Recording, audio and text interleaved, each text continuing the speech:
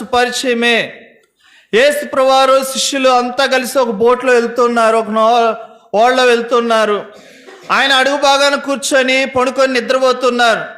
పైన తుఫాన్ వచ్చింది, పైన ఆ గాలి వెళ్తూ ఉంది.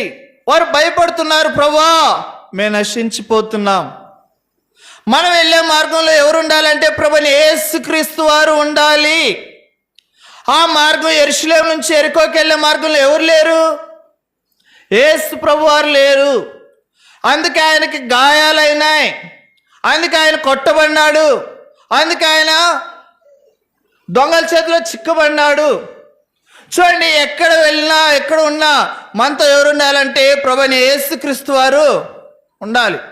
ఆ మార్గాన్ని మనం ఎలా తెలుసుకుంటామంటే అడుగుజాలను బట్టి తెలుసుకుంటాం. ప్రభుని యేసుక్రీస్తు వారు మనతో ఉన్నారని ఎలా తెలుసుకుంటామంటే ఆయన గుణగణాలు మనలో ఉండాలి.